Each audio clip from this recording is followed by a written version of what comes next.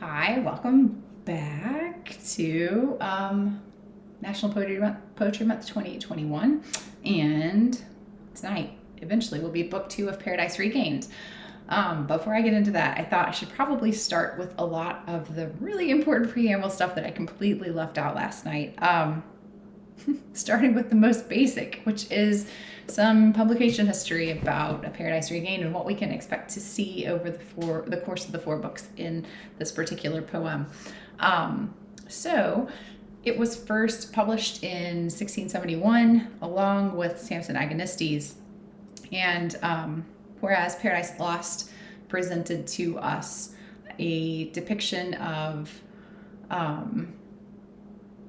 boiled way down, a depiction of Satan's temptation of Eve and Adam, and ultimately their fall and the expulsion from the garden.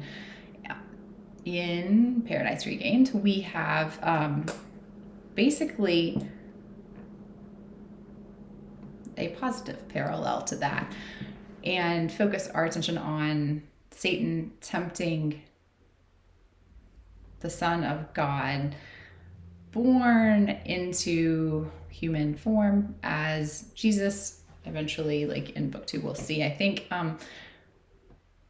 being acknowledged as the Messiah, and going on a 40-day, 40 nights jaunt through the desert where he doesn't eat and spends a lot of time reflecting, meditating, and being tempted by Satan. There's your parallel. We know how the story ends, just like we knew how Paradise Lost would end. And yeah. So I thought, the other thing I wanted to say before we even got into what happened before the last time on, I'm reading from Stephen Orgel and Jonathan Goldberg's edition of Milton's Milton's major works, and in it, our editors claim that Milton preferred his final epic to Paradise Lost. So he preferred Paradise Regained to Paradise Lost and could not bear to hear it disparaged. It was, however, less popular when it appeared and has remained so throughout its critical history. And then I inherited in my classroom at school an old Signet Classic edition edited by, or with an intro by Christopher Ricks. And it includes tons that, like, the introduction includes a lot of great quotes from, especially from the 20th century, honestly. It's a big argument about Milton. And ends, though, by giving Samuel Johnson the last word of the intro, which I kind of liked. June's still around. Don't worry about that. I'm sure she'll be making an appearance soon. But Samuel Johnson on Paradise Regained. Of Paradise Regained, the general judgment seems now to be right, that it is in many parts elegant and everywhere instructive.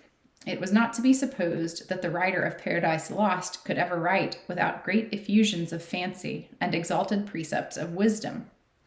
The basis of Paradise Regained is narrow.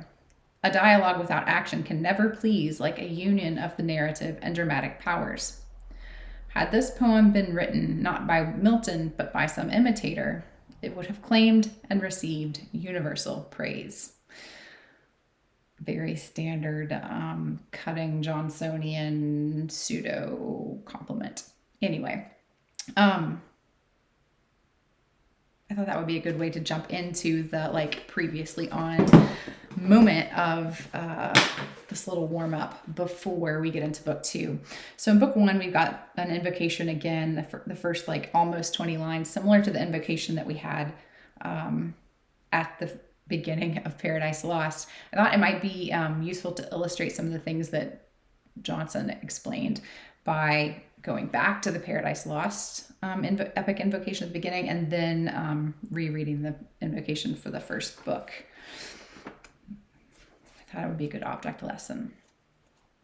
And if you're just missing Paradise Lost and you want to really tune your ear to Milton's language and to allusions that happen in Paradise Regained to Paradise Lost, be sure to check out last year's National Poetry Month readings. I may call out moments as we go, like specific moments that are references back. At any rate, here's the invocation to the first, or to Paradise Lost. Of man's first disobedience and the fruit of that forbidden tree, whose mortal taste brought death into the world, and all our woe with loss of Eden, till one greater man restore us, and regain the blissful seat.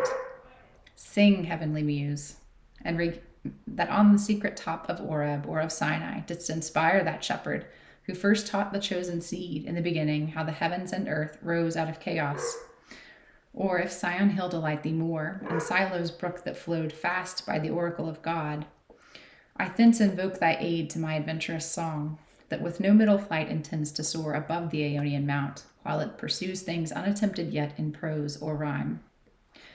And chiefly thou, O Spirit, that dost prefer before all temples the upright heart and pure, instruct me, for thou knowest.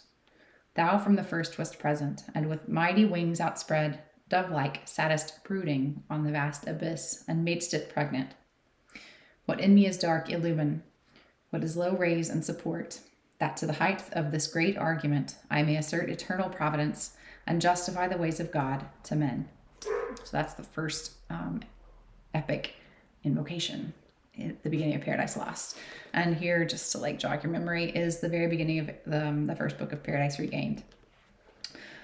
I who erewhile the happy garden sung, by one man's disobedience lost, now sing recovered paradise to all mankind, by one man's firm obedience fully tried through all temptation, and the tempter foiled in all his wiles, defeated and repulsed, and Eden raised in the waste wilderness. Thou Spirit who lettest this glorious eremite into the desert, his victorious field against the spiritual foe, and broughtest him thence by proof the undoubted Son of God, inspire, as thou art wont, my prompted song else mute, and bear through height or depth of nature's bounds with prosperous wing full summed to tell of deeds above heroic, though in secret done, and unrecorded, left through many an age, worthy to have not remained so long unsung.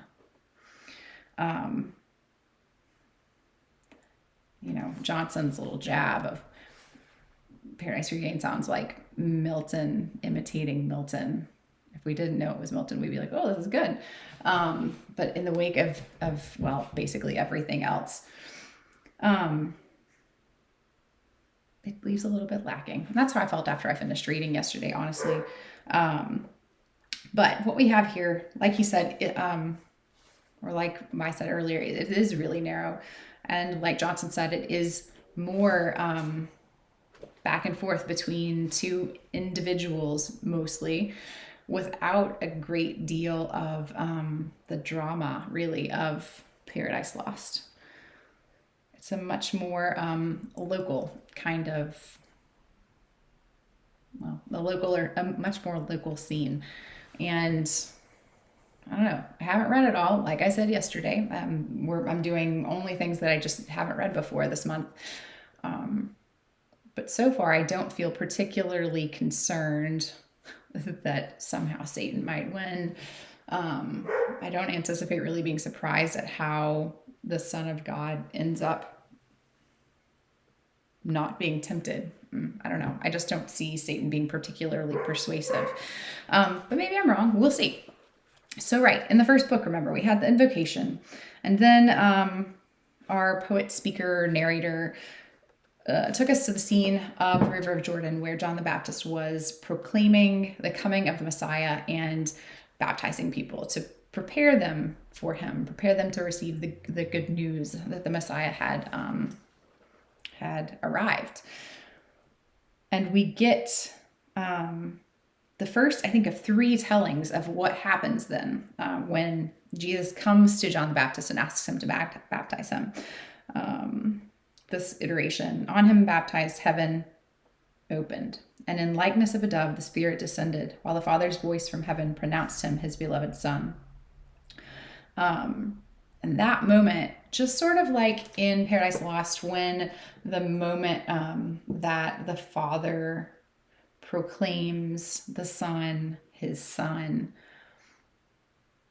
and proclaims him sort of next in line and like highest in merit, that triggers Satan's rebellion, Lucifer's rebellion, in book 3. And then we get that retold a couple of different times. When this happens, we like flash over to Satan, who gets kind of like what's the word I'm trying to think of? He gets summoned by that moment of the voice of God speaking down on Jesus while he's being baptized. It like brings Satan up thunderstruck. And he looks on in wonder and with some envy and rage eventually. And then, just like we saw in the first book of Paradise Lost, he summons all of his angel horde with him up into the air for another council. So this is not like in Pandemonium where we were the first time they gathered together, but instead gathers them up in the air. And he reminds them of all the things that they have done, the powers that they've had, the possession that they have over earth, and then says, since I was the one who succeeded against man the first time, I think I ought to try again.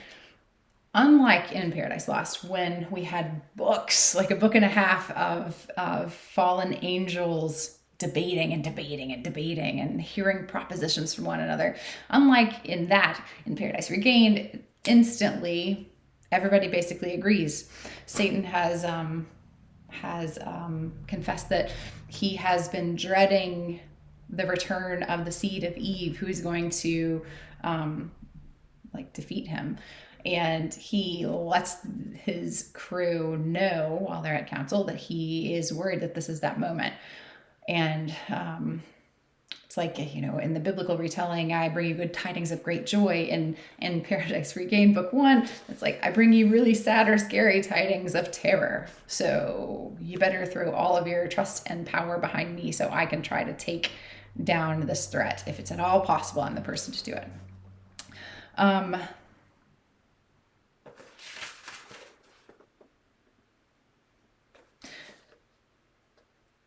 Satan kind of goes on his way as that's happening. This feels a little bit like it could be, I don't know, it feels like a sitcom version of like an animated sitcom version of the events, where Paradise Lost felt like heightened and finely wrought. I don't know what it is about this particular text that makes me feel like it could be like the Family Guy doing this. I don't know. It feels like it cut to this moment where Satan goes off on his way to find Jesus in the desert. And we immediately cut to heaven, where God has gathered his own council, or the Father has gathered his own council, and looks over to Gabriel and is like, yeah, he's playing right into my hand. This is exactly what I wanted. And not only is he playing right into my hand unwittingly, I am going to decide to let Satan tempt, test, challenge, basically punish the Son of God, punish Jesus like I allowed Satan to punish and test Job, like I've allowed him to punish and test others in the past, as a way to basically, I want to use the right language, to show him worthy of his birth divine and high prediction, in order to kind of demonstrate his worthiness, but also, I don't know, that when I read that section, it made me think a little bit like that it was a test too. Not that God was doubting the divinity of Jesus, but that, well, it felt a little bit like a test to me.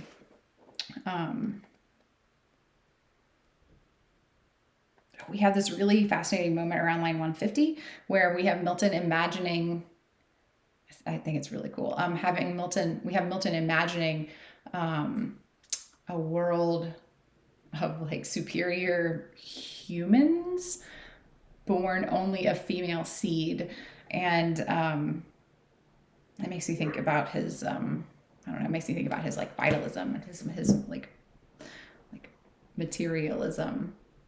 Anyway, it was an interesting moment to me yesterday.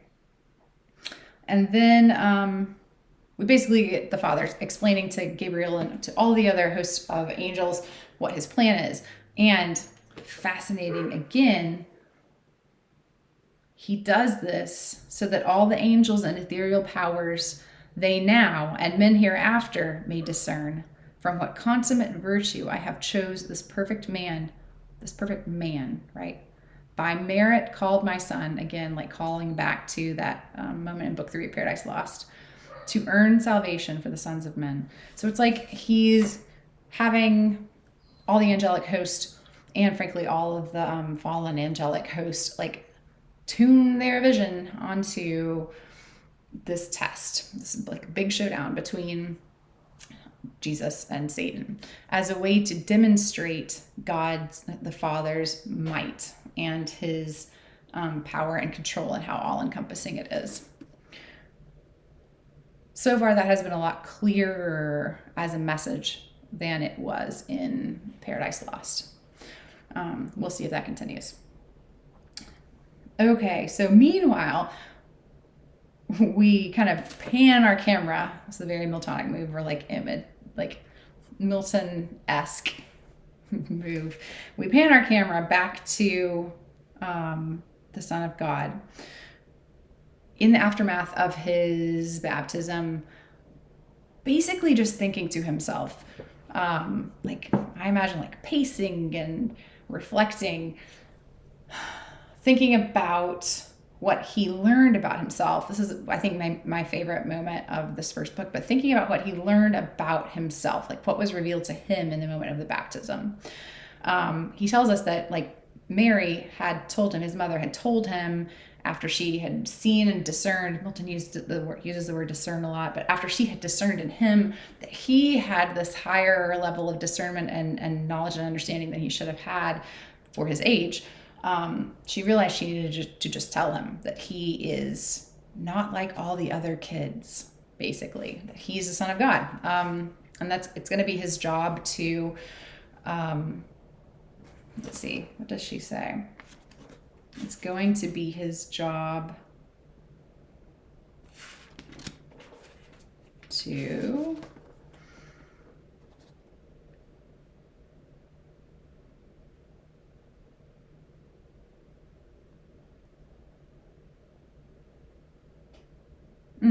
free truth and restore equity, which is pretty fascinating.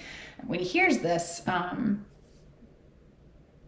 she tells him eventually that he's the Messiah that has been prophesied, and he decides to go and be like super nerd about it, and like studies very specifically. He had been studying all the scriptures and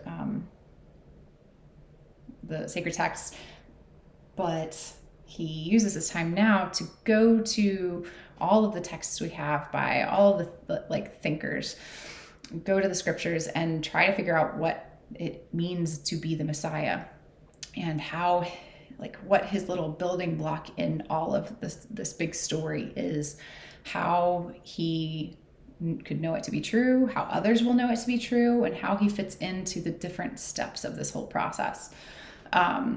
So when he hears that John the Baptist is down in the Jordan River proclaiming the coming of the Messiah, he recognizes that that's basically his cue. And so we get his retelling of his life and what led up to the baptism itself, and his version of what happens. But as I rose out of the laving stream, heaven opened her eternal doors, from whence the Spirit descended on me like a dove.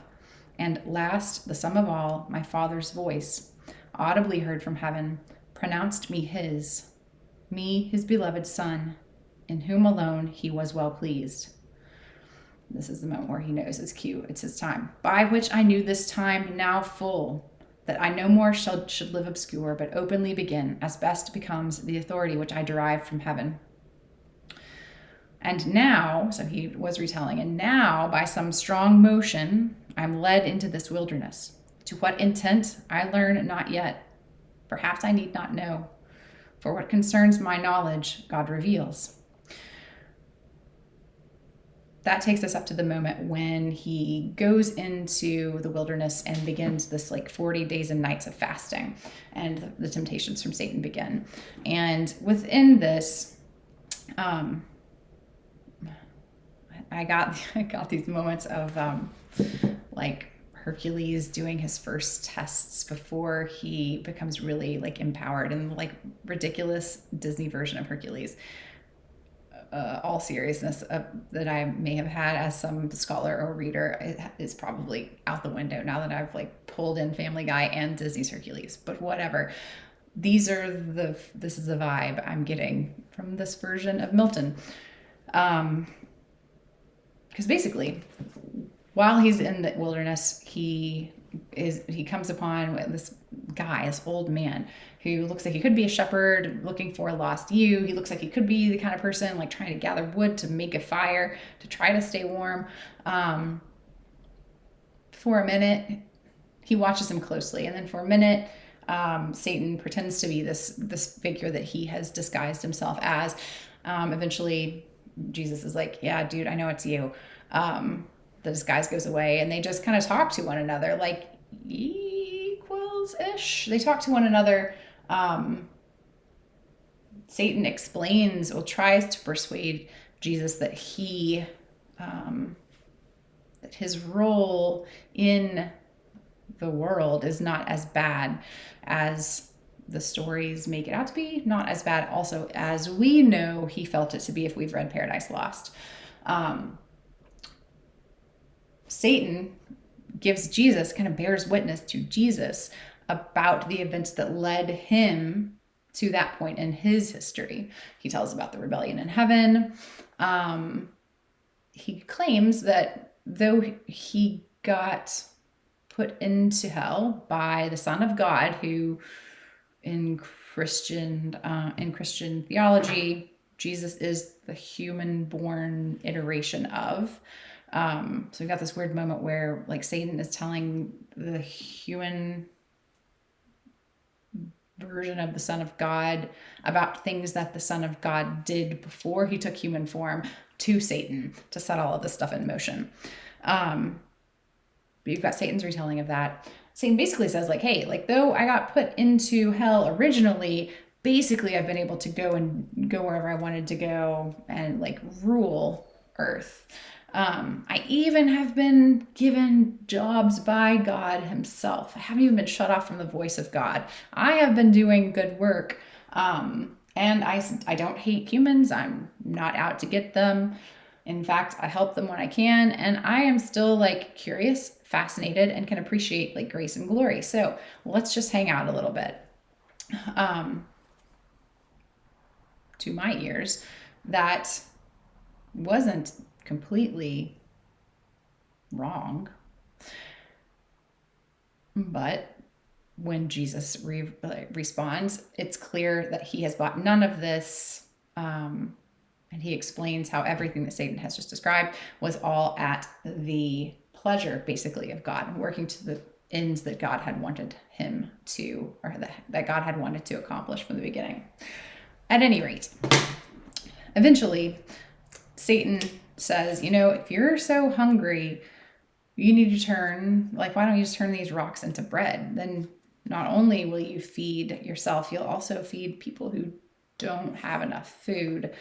Jesus is not persuaded, and eventually just really, really sets Satan in his place.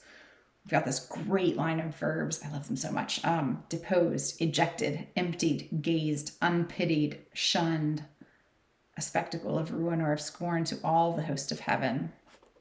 Some pretty serious rebuking going on there. And eventually, Satan basically says, like, okay, so here's the deal. I've been given permission to basically test you. And I want to talk to you. I'm curious. You're supposedly the Son of God. I want to know who you are and what you're about. Jesus says, okay, cool, fine. Do as thou findest permission from above. Thou canst not more. So he basically agrees to let Satan do what God has given him permission to do. And then we end book 1, weirdly. Night begins to fall and Satan disappears, diffused into thin air. All right, so the second book begins with us back at the River of Jordan. It's like meanwhile back at the ranch thing. But that's where we're going to start. It's a little shorter than last time, so I'm going to get going. Wow, after 26 minutes of preamble, back with a vengeance. All right. Meanwhile, the new baptized, who yet remained at Jordan with the Baptist and had seen him, whom they heard so late, expressly called Jesus, Messiah, Son of God declared, and on that high authority had believed, and with him talked, and with him lodged, I mean Andrew and Simon, famous after known with others, though in Holy Writ not named. Now missing him, their joy so lately found and so abruptly gone, began to doubt, and doubted many days, and as the days increased their doubt. Sometimes they thought he might be only shown, and for a time caught up to God, as once Moses was in the mount, and missing long, and the great Thisbite, who on fiery wheels rode up to heaven, yet once again to come.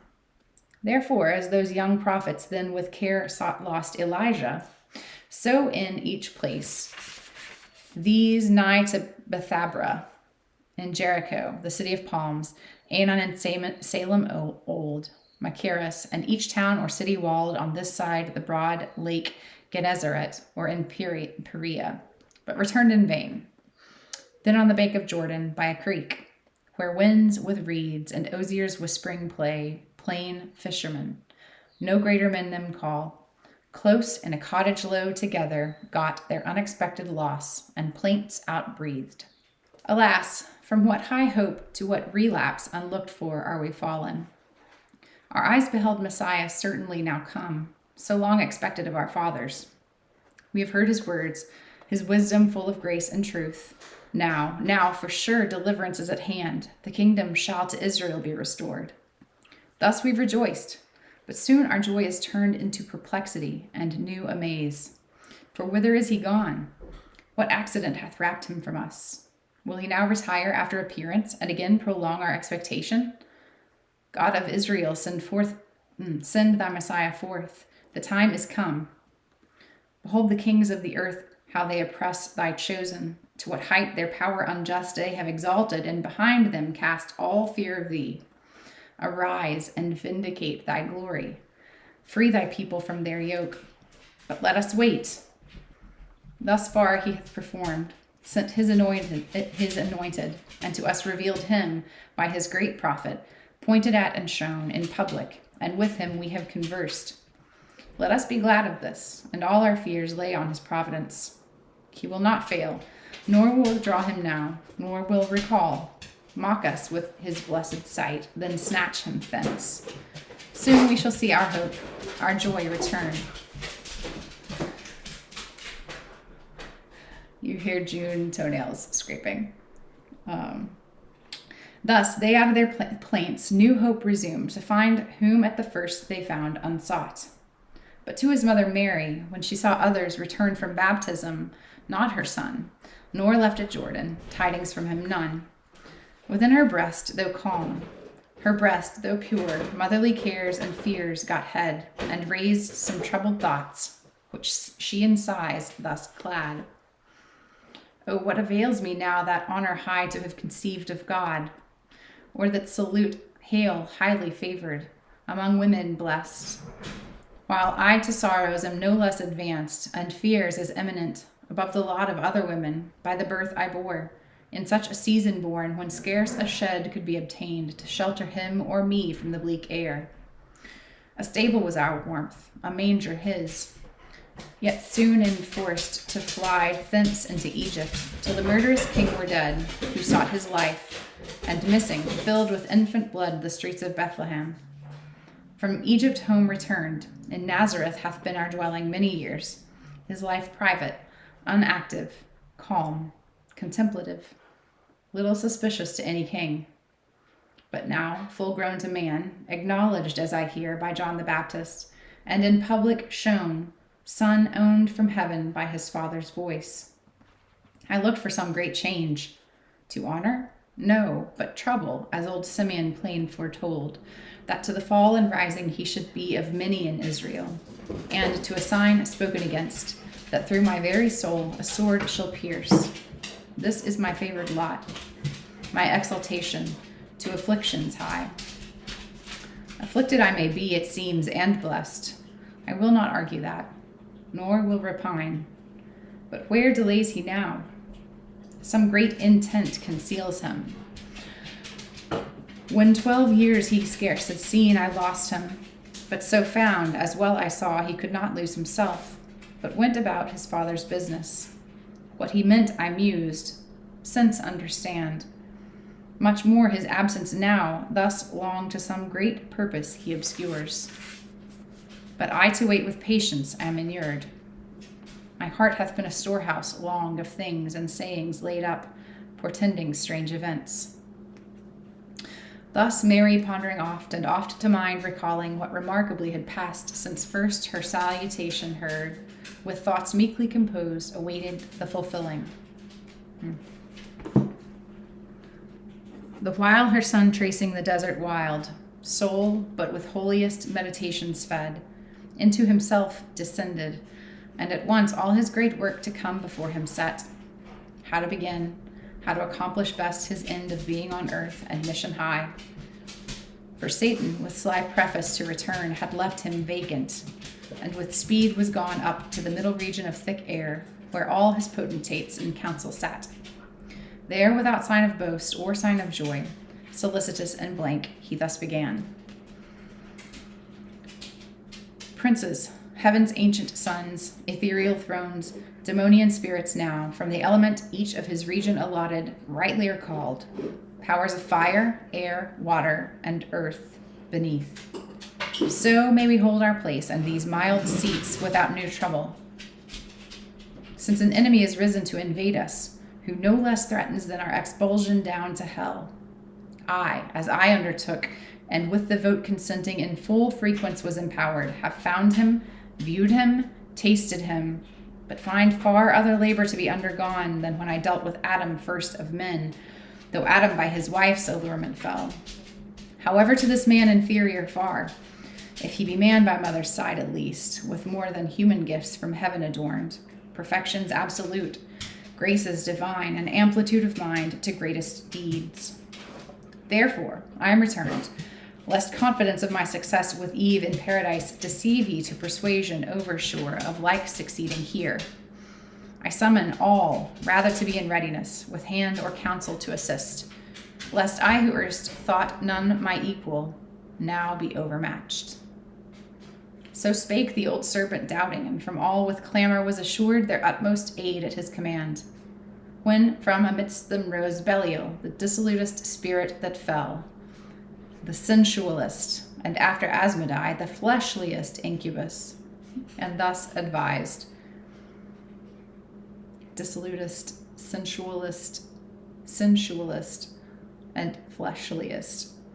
Anyway, Belial again. Set women in his eye, and in the walk among daughters of men the fairest found. Many are in each region passing fair as the noon sky, more like to goddesses than mortal creatures, graceful and discreet, expert in amorous arts, enchanting tongues persuasive, virgin majesty with mild and sweet allayed, yet terrible to approach, skilled to retire, and in retiring draw hearts after them tangled in amorous nets. Such object hath the power to soften and tame severest temper, smooth the ruggedest brow, enerve, and with voluptuous hope dissolve, draw out with credulous desire, and lead at will the manliest, resolutest breast as the magnetic hardest iron draws.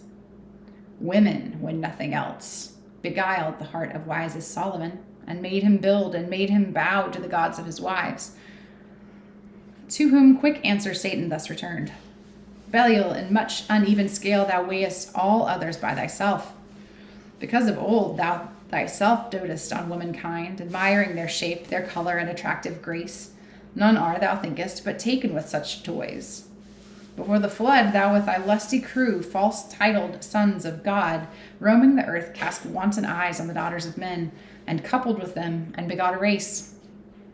Have we not seen, or by relation heard, in courts and regal chambers, how thou lurkest in wood or grove by mossy fountain side, in valley or green meadow to waylay some beauty rare, Callisto, Clymene, Daphne, or Semele, Antiopa, or Memone, Syrinx, many more too long, then layest thy scrapes on names adored, Apollo, Neptune, Jupiter, or Pan, Satyr, or Faun, or Sylvan?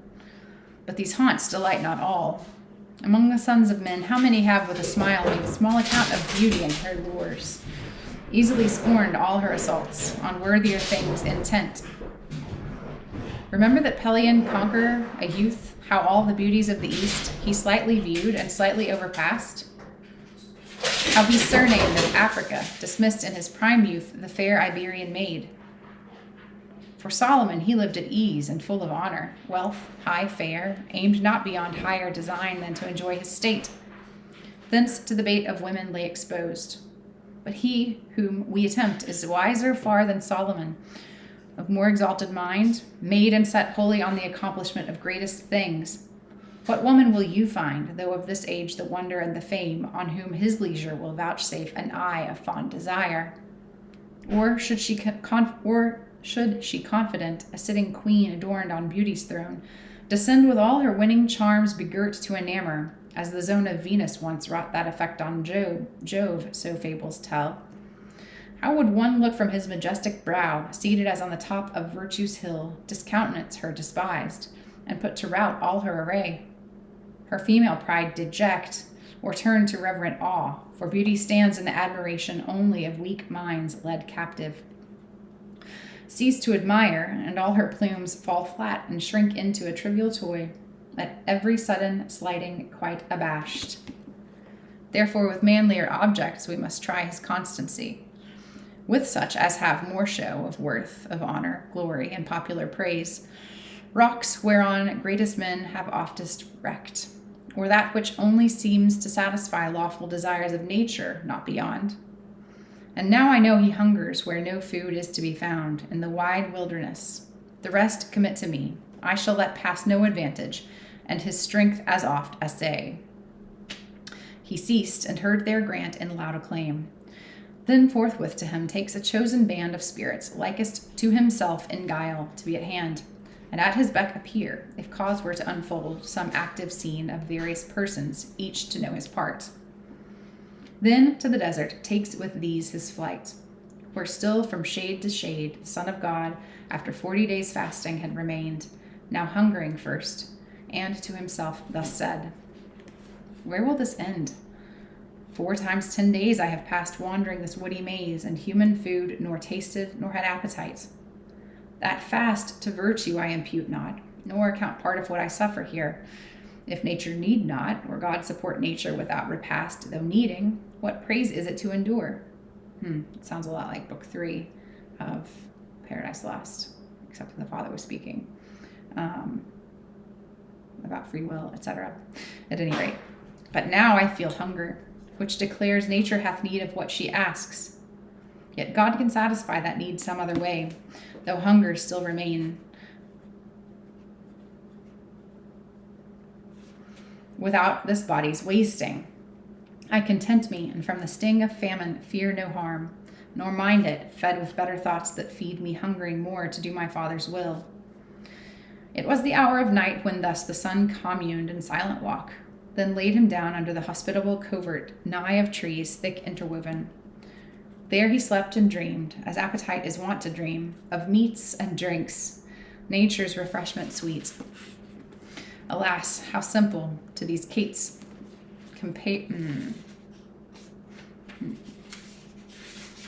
skipped over a page.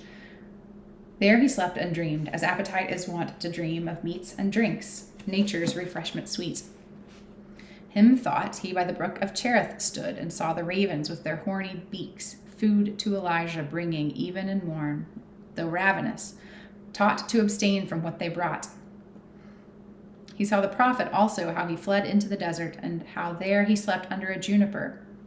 Then, how awaked, he found his supper on the coals prepared, and by the angel was bid to rise and eat the second time after repose, the strength whereof sufficed him 40 days. Sometimes that with Elijah he partook, or as a guest with Daniel at his pulse. Thus wore out night, and now the herald lark left his ground nest, high towering to descry the morning's approach, and greet her with his song. As lightly from his grassy couch uprose our Savior, and found all was but a dream. Fasting he went to sleep, and fasting waked. Up to a hill anon his steps he reared, from whose high top to ken the prospect round, if cottage were in view, sheepcote or herd. But cottage, herd, or sheepcote none he saw, only in a bottom saw a pleasant grove, with chant of tuneful birds resounding loud. Thither he bent his way, determined there to rest at noon, and entered soon the shade, high-roofed and walks beneath, and alleys brown that opened in the midst of a woody scene. Nature's own work it seemed, nature taught arts, and to a superstitious eye the haunt of wood gods and wood nymphs. He viewed it round, when suddenly a man before him stood, not rustic as before, but seemlier clad, as one in city or court or palace bred, and with fair speech these words to him addressed. With granted leave officious I return, but much more wonder that the Son of God in this wild solitude so long should bide of all things destitute, and I well know, not without hunger. Others of some note, a story tells, have trod this wilderness. The fugitive bondwoman with her son outcast Nebaioth, yet found he relief by a providing angel. All the race of Israel here had famished, had not God rained from heaven manna. And that prophet bold, native of Thebez, wandering here was fed twice by a voice inviting him to eat. Of thee, these 40 days, none hath regard. 40 more deserted here indeed. To whom thus Jesus, what concludest thou hence? They all had need. I, as thou seest, have none. How hast thou hunger then? Satan replied. Tell me if food were now before thee set, wouldst thou not eat? Thereafter, as I like the giver, answered Jesus. Why should that cause thy refusal? Said the subtle fiend. Hast thou not right to all created things? Owe not all creatures by just right to thee duty and service? Nor to stay till bid, but tender all their power? Nor mention I meats by the law unclean, or offered first to idols, those young Daniel could refuse, nor proffered by an enemy, though who would scruple that, with want oppressed? Behold nature ashamed, or better to express troubled that thou shouldst hunger, hath purveyed from all the elements her choicest store to treat thee as beseems, and as her lord with honor only deign to sit and eat. He spake no dream, for as his words had end, our Savior, lifting up his eyes, beheld an ample space under the broadest shade, a table richly spread in regal mode, with dishes piled and meats of noblest sort and savor, beasts of chase or fowl of game, in pastry built, or from the spit or boiled grisamber steamed, all fish from sea or shore, freshet or purling brook, or of shell or fen, and exquisitest name, for which was drained Pontus and Lucrine Bay and Afric coast. Alas, how simple, to those cates compared, was that crude apple that diverted Eve. And at a stately sideboard, by the wine that fragrant smell diffused, in order stood tall stripling youths, rich clad, of fairer hue than Ganymede or Hylas. Distant more, under the trees now tripped, now solemn stood, nymphs of Diana's train, and naiads with fruits and flowers from Amalthea's horn, and ladies of the Hesperides that seemed fairer than famed of old, or fabled since of fairy damsels met in forest wide by knights of Logris or of Lyonesse, Lancelot or Peleus or Pellinore, and all the while harmonious airs were heard of chiming streams or charming pipes, and winds of gentlest gale Arabian odors fanned from their soft wings, and Flora's earliest smells. Such was the splendor, and the tempter now his invitation earnestly renewed. What doubts the Son of God to sit and eat? These are not fruits forbidden. No interdict defends the touching of these viands pure. Their taste no knowledge works, at least of evil, but life preserves, destroys life's enemy, hunger, with sweet restorative delight. All these are spirits of air and woods and springs, thy gentle ministers, who come to pay thee homage and acknowledge thee their Lord. What doubtest thou, Son of God? Sit down and eat. To whom thus Jesus temperately replied, Saidst thou not that to all things I had right? And who withholds my power that right to use? Shall I receive by gift what of my own, when and where likes me best I could command?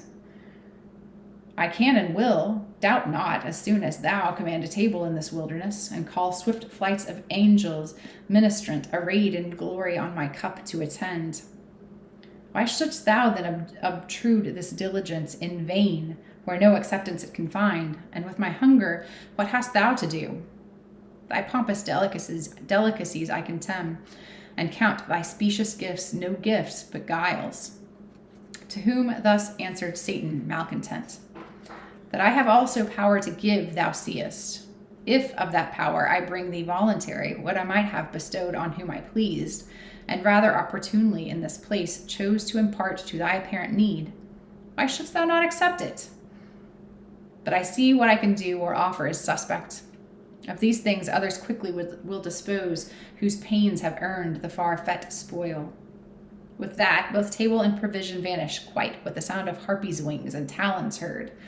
Only the importune tempter still remained, and with these words his temptation pursued. By hunger that each other creature tames, thou art not to be harmed, therefore not moved. Thy temperance invisible besides, for no allurement yields to appetite, and all thy heart is set on high designs, high actions. But wherewith to be achieved? Great acts require great means of enterprise. Thou art unknown, unfriended, low of birth, a carpenter thy father known, thyself bred up in poverty and straits at home. Lost in a desert here and hunger bit, which way or from what hope dost thou aspire to greatness? Whence authority derivest? What followers? What retinue canst thou gain? Or at thy heels the dizzy multitude, longer than thou canst feed them on thy coast? Money brings honor, friends, conquest, and realms. What raised Antipater the Edomite, and his son Herod placed on Judah's throne? Thy throne, but gold, that got him puissant friends. Therefore, if at great things thou wouldst arrive, get riches first, get wealth and treasure heap. Not difficult if thou hearken to me. Riches are mine, fortune is in my hand.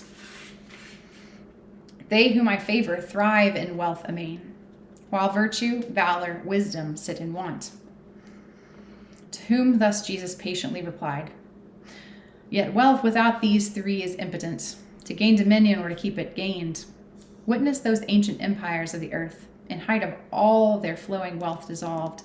But men endued with these have oft attained in lowest poverty to highest deeds. Gideon and Jephthah, and the shepherd lad whose offspring on the throne of Judah sat so many ages, and shall yet regain that seat and reign in Israel without end.